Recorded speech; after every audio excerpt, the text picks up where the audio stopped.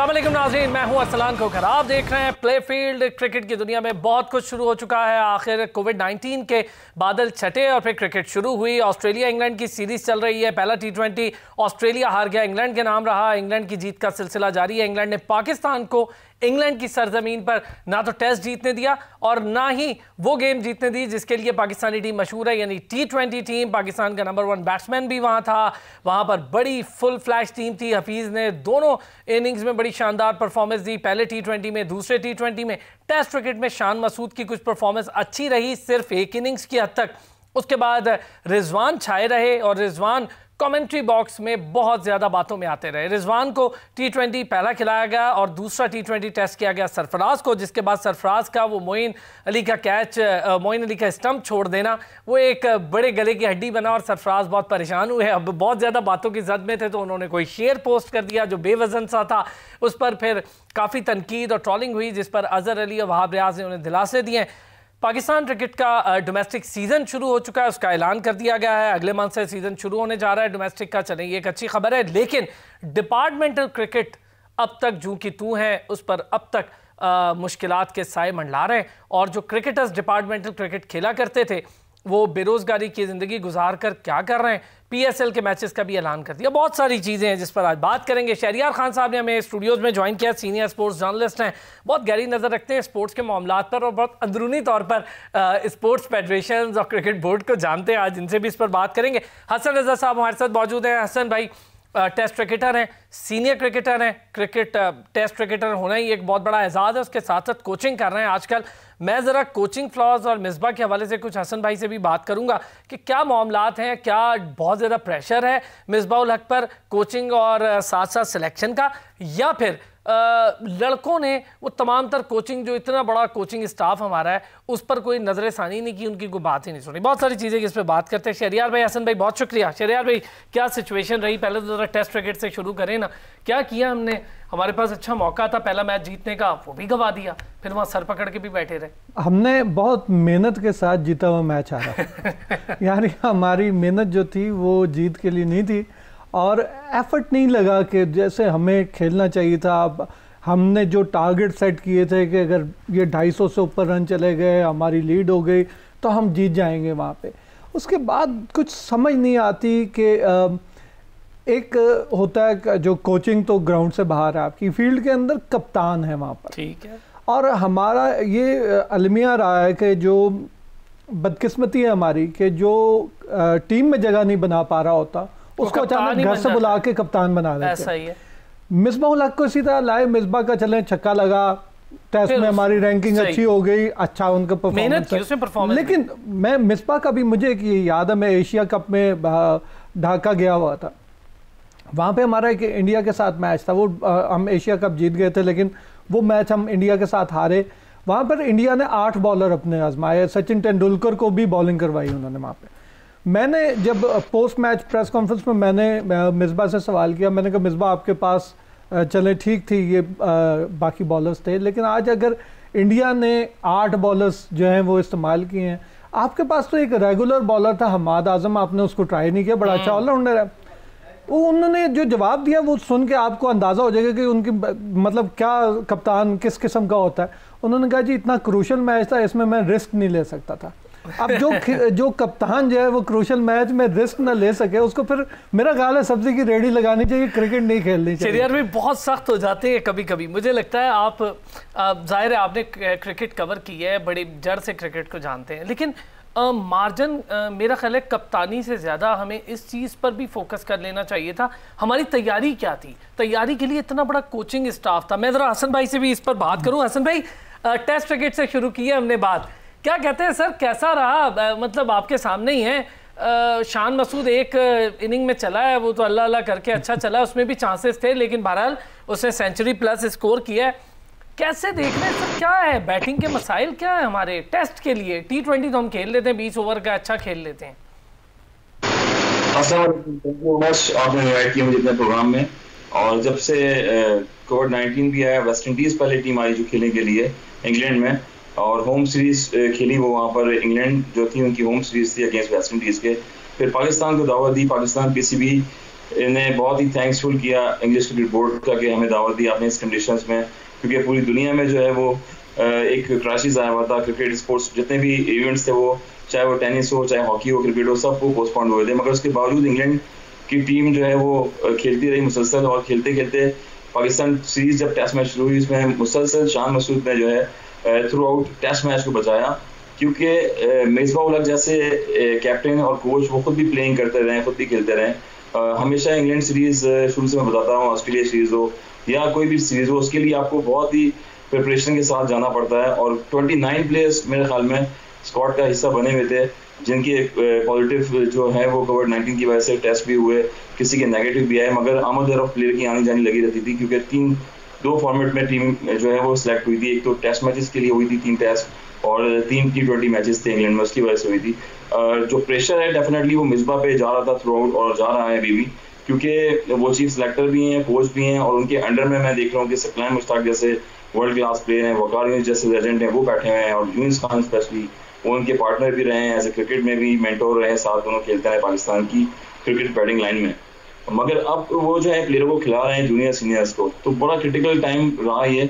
और thanks God कि शान मसूद ने टेस्ट मैच में सेंचुरी की। अगर वो सेंचुरी ना करते तो मेरे ख्याल में पाकिस्तान जो है वो बहुत मुश्किल क्राइसिस से गुजर रहा होता, वो तो गुजर भी रहा था टेस्ट मैच में, मगर अनफॉर्चुनेटली बारिशें ऐसी हुई जिसकी वजह से पाकिस्तान को बचा लिया गया। मगर जब टेस्ट क्रिकेट हुई तो उसमें बाबर आजम एक वाइड प्लेयर है हमारे पास, जो 3-4 साल से कंसेक्यूटिव परफॉर्मेंस दिए जा रहे हैं, और वो नंबर 1 वर्ल्ड क्रिकेट की फहरिस्त में है। मगर हम कब तक रिलायबल करते रहेंगे एक प्लेयर पे, 2 प्लेयर पे?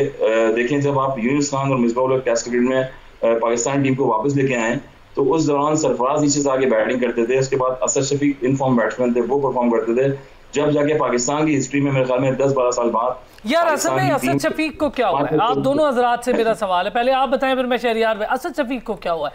असद शफीक पे तो कोई प्रेशर नहीं है, प्रेशर तो अजहर अली पर बहुत ज्यादा है, क्योंकि अजहर अली का मसला था, आखिर वो कर ही गया सेंचुरी आखिर में आके। लेकिन असद शफीक का क्या प्रॉब्लम, आप क्या देखते, टेक्निकली क्या मसला है उसका? वो बाहर पिचेस पे इतना अच्छा खेलता था, साउथ अफ्रीका हमने उसको खेलते देखा, इंग्लैंड देखा है, न्यूजीलैंड असद शफीक ने 70 रन की इनिंग खेल, क्या हुआ है उसको अचानक?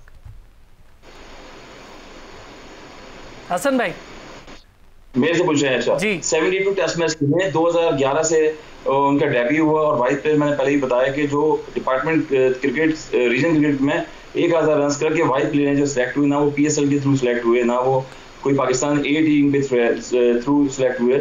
मगर कंसेक्यूटिव जब वो खेलते रहे, मिडिल ऑर्डर एक ऐसा point valid conditions, valid number होता है जिस पर आपको अपनी परफॉर्मेंस भी देनी पड़ती है, और टीम का बैकबोन बनना पड़ता है, और खुद की इंडिविजुअल परफॉर्मेंस देनी पड़ती है।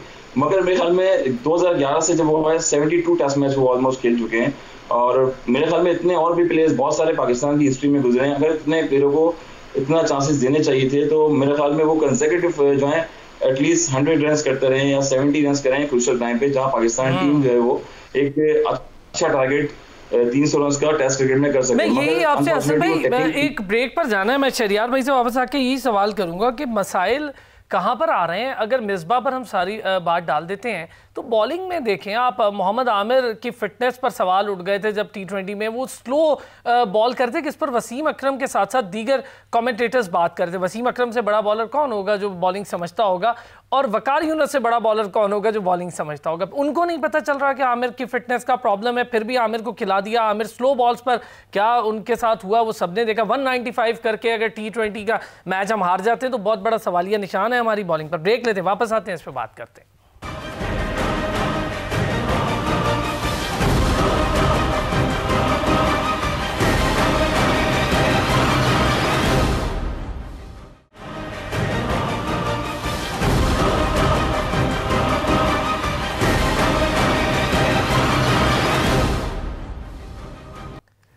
Welcome back. और ब्रेक पर जाने से पहले हसन रज़ा साहब और शहरियार खान साहब मेरे साथ मौजूद हैं। वो बात कर रहे थे कुछ कोचिंग के हवाले से, असद शफीक के हवाले से। शहरियार भाई, हम कोचिंग का इतना बड़ा स्टाफ देख रहे हैं, वहाँ पर अगर कोई परफॉर्म नहीं कर पा रहा, मेरा तो नहीं ख्याल कि इस वक्त जो अगर हम देखें तो यूनुस खान से बड़ा कोई प्लेयर हमारे पास पाकिस्तान में ही मौजूद हो। टेस्ट क्रिकेट के 10,000 रन उस अकेले नहीं किए हैं। यूनुस खान वहाँ बैठे हुए बेंच पे, मिसबाह उल हक बहुत बड़ा नाम क्रिकेट का, कैप्टन भी बतौर बैट्समैन भी, वकार यूनुस बैठे हुए बॉलिंग कोच के तौर पे, और वो ये कह रहे हैं कि वक्त लगेगा तेज बॉलिंग को धार करने में, उसको सही करने। सर जब नसीम शाह चैनल, आपको याद होगा मैं लास्ट टाइम आपसे बात करते कि मैं बड़ा हैरान हूँ, नसीम शाह एक ही जगह पे बॉल किए जा रहा है और उसके दिमाग में शायद ये बिठा दिया कि आप आर्चर हैं। हाँ जी, ऐसा नहीं होता। कल देखें फिर क्या किया इंग्लैंड ने ऑस्ट्रेलिया के साथ जीता हुआ मैच हरवा दिया है। वार्नर जैसे, स्मिथ जैसे प्लेयर खड़े थे, उन्होंने उसको मिनट मारा और फारिग कर दिया। सर अब हमारे यहाँ मसला ये है कि जिस तरह की हमारे यहाँ कोचिंग का मयार है, देखिए अच्छा प्लेयर होना इस बात की ज़मानत नहीं है कि आप अच्छे कोच भी हो सकते हैं। ठीक, कोचिंग के कोर्सेज होते हैं सारी दुनिया में, आपको वो कोचेस के कोचिंग का कोर्स, मुझसे अगर कोई कहे कि यार शहरियार साहब आप मुझे खबर बनाना सिखा दें, तो I am not train to train someone. मैं कहूँगा कि यार आप किसी बड़े उस्ताद से जिसको ये ट्रेनिंग है कि वो आपको सिखाए, मैं आपको बेसिक्स तो बता सकूंगा, लेकिन आपको इसको मैं आपके अंदर ठूंस नहीं सकता कोई चीज़। प्लेयर है, प्लेयर को शार्प करना, जैसे यासर अरफात ने बल्कि उसके ऊपर बड़ी सख्त तनकीद भी की थी कि एक आपने बॉलर को जो है वो रिवर्स स्विंग का बताया। ये मुंतकिल करने का जो सिलसिला है ना सर, इसको करना चाहिए आपको। बड़े खिलाड़ी, लेकिन यूनुस खान बिठा दें आप वहाँ पे, सकलैन मुश्ताक बिठा दें, मुश्ताक अहमद बिठा दें, वकार यूनुस बिठा दें, कोई ले आए आप। अब मैं ये कह रहा हूँ कि जब आप ग्राउंड में उतरते हैं, एक चीज़ जो सारी दुनिया करती है वो हम नहीं करते, हम अपनी गलतियों से नहीं सीखते। अगर एक मैच में आपको एक ही जगह बॉलिंग कराने पर, नसीम शाह हो या कोई भी बॉलर हो, आपको छक्के पड़ रहे हैं। अब हारिस रूफ को बड़ी तकलीफ हुई कि जब कप्तान ने शोर मचाया कि यार खुदा का वास्ता है 12 रन चाहिए, 2 बॉल्स पे आपने छक्का खा लिया, तो अब अगर कप्तान आपको इस पे कहे भी ना आपको कि यार ये क्या बचकाना बॉल दिया आपने वहाँ पे, वो लड़े, ड्रेसिंग रूम तक लड़ाई गई वाली।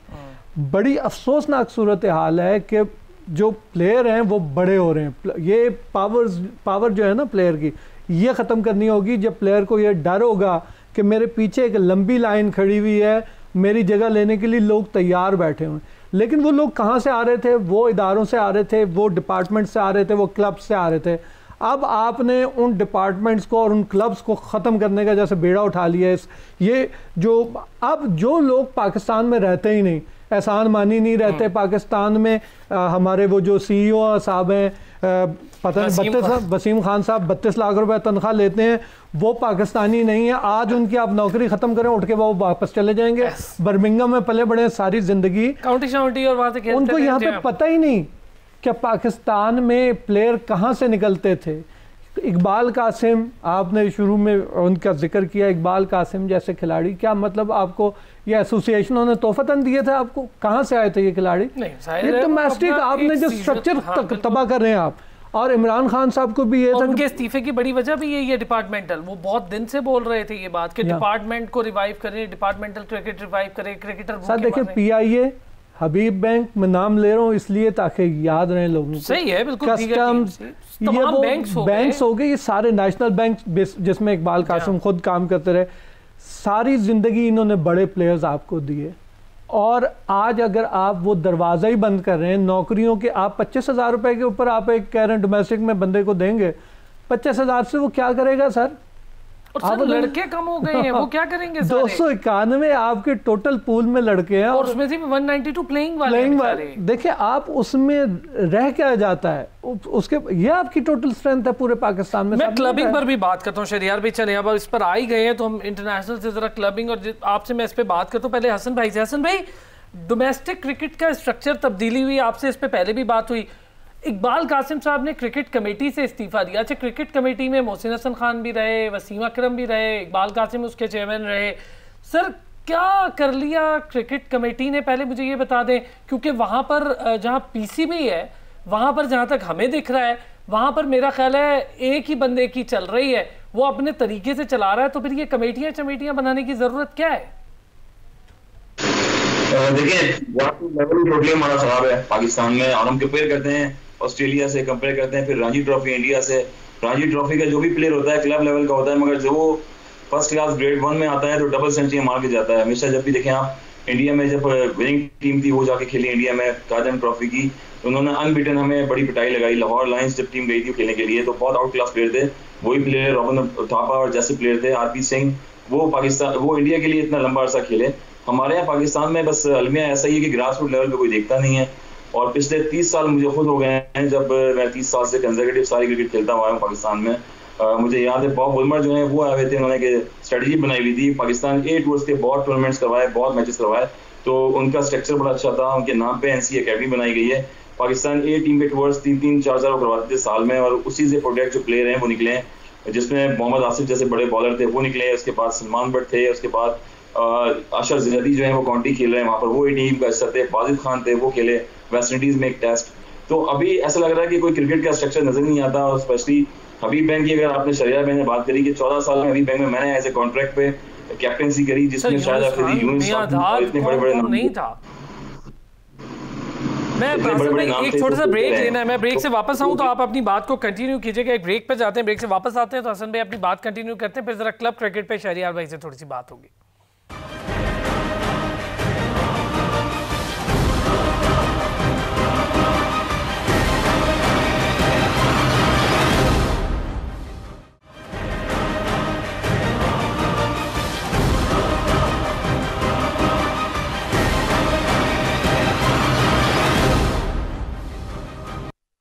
Welcome back. हसन रजा साहब कुछ कह रहे थे। हसन भाई जल्दी से अपनी बात भी कंप्लीट करें, फिर जरा एक सवाल और भी है। जी अस्सलाम भाई, मैं ये कह रहा हूँ और एज ए कोच रहे उन्होंने लोगों के, जिसमें वो सारे प्लेयर्स के लिए उसमें बड़े बड़े प्लेयर उन्होंने प्रोड्यूस किए, वो इसलिए किए पाकिस्तान के बैकअप के लिए।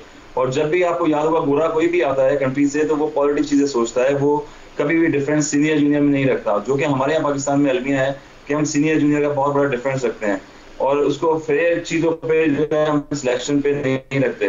तो बहुत उम्र जब आया उन्होंने एक टीम बनाई, उसमें प्लेयर काफी खेले और वही प्रोडक्ट हुए प्लेयर।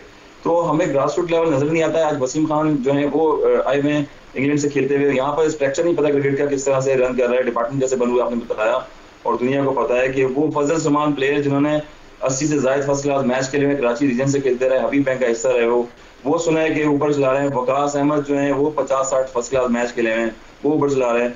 तो मैंने अपने कैरियर में प्लेयरों को जो है वो रगड़ते हुए देखा है, पर चाहे वो पाकिस्तान टीम के प्लेयर हों, चाहे वो अंडर 19 के हों, कभी भी मैनेजमेंट जो है वो फ्री नहीं रही है। वो मैनेजमेंट हो गया, कोच हो गया, वो घूम फिर के वही लोग वापस आ जाते हैं पीसीबी में।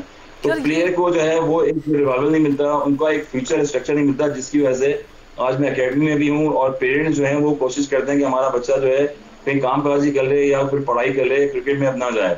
तो आने वाला वक्त जो है बहुत बुरा लग रहा है मुझे पाकिस्तान क्रिकेट का फ्यूचर में। यार ये तो खतरनाक रुझान नहीं है शहरियार भाई? बिल्कुल है, और आपने खुद किया ये वाला। आप जब डिपार्टमेंट्स बंद कर देंगे, देखिए पहले हम हॉकी की जान को रोते थे कि हॉकी में कोई नहीं करता, अब हॉकी के साथ साथ क्रिकेट के जब आपने ये डिपार्टमेंट ख़त्म कर दिए, एसोसिएशंस के लिए जो आपने आइन बनाया है वो इंतहाई ऐसा मुनाफकाना आइन है कि उसके तहत फिर खुद नहीं होना चाहिए एहसान मानी को, वसीम खान को उसके अंदर, कि अगर सिटी एसोसिएशन का अगर आपने कोई एक ओहदेदार बनना है तो आपके लिए ज़रूरी है कि आप उस शहर से ताल्लुक़ रखते हो।